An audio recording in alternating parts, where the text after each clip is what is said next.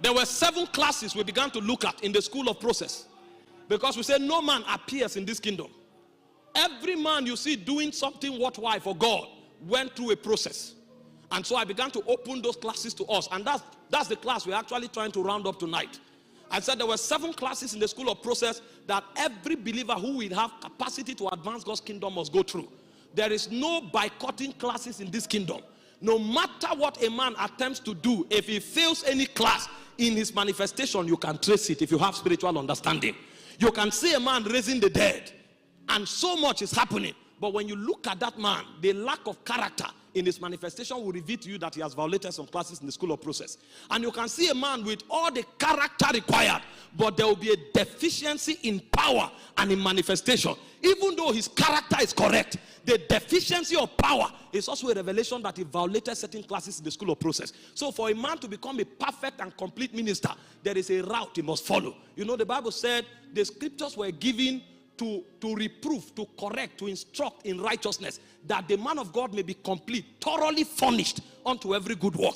In order for God to thoroughly furnish a man, he carries him through a school. That school is called the school of process. And I said the first class everybody goes through in the school of process is the class of encounters. Samuel was dedicated to God. He lived all his life in the temple, but it doesn't mean he will amount to anything. Sleeping on the altar does not make you a servant of God.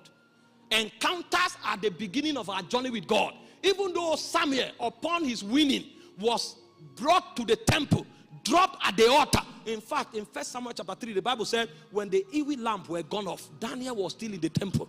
But his stay in the temple did not change his story. What changed Samuel's story was the encounter he had with God. And in 1 Samuel chapter 3, verse 4, the Bible said the voice of God came calling him, Samuel. And he said, here I am, Lord.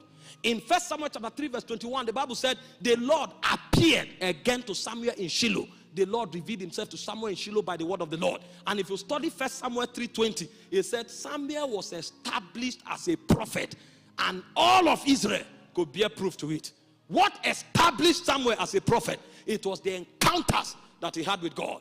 I told us how that Moses had so much body to deliver Israel. In fact, he went on an attempt of those bodies to begin to kill the Egyptians. But when the vengeance of Pharaoh manifested, he ran for his life. The ambition, the burden he had was not enough to advance kingdom. Because when you begin, you will discover that there are dark principalities that carry wickedness as a weapon. You know, the Bible says we wrestle not against flesh and blood, but against principalities and powers, against the rulers of the darkness of this world, and against spiritual wickedness. If you don't have an encounter to fortify you, when spiritual wickedness show up, if you don't run, you will die.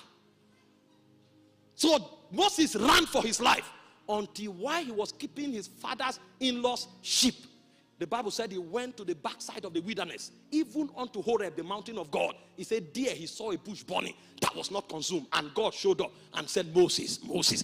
When he turned, he said, take off thy shoes. Where you are standing is holy ground.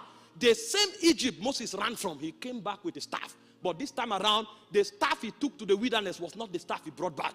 The staff he took to the wilderness was the staff of Moses. But the one he came back to Egypt, it was called the rod of God. What changed that staff to a rod of God is the encounter he had. So I say when a man has an encounter, 3 things happen to him. Number 1, the specificities of his destiny are revealed to him.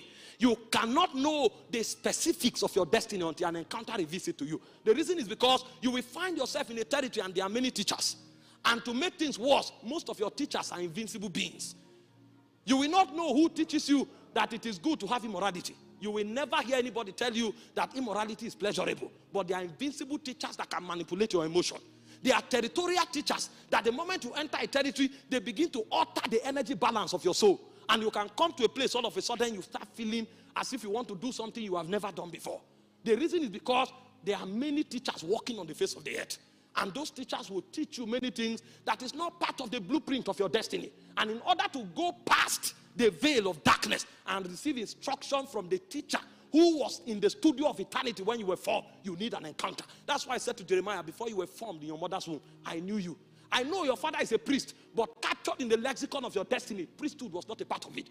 The ordination that I gave you from the studio of eternity is the ordination of a prophet. So even though priesthood is good, that is not your line. He took an encounter for his destiny to be reordered. And when he came back, he didn't come back as a priest after the order of Aaron. He came back as a prophet of God with the power to uproot and to plant. All of those dimensions were part of his destiny. But it took an encounter for him to see. The reason we compete with ourselves is because encounters are limited.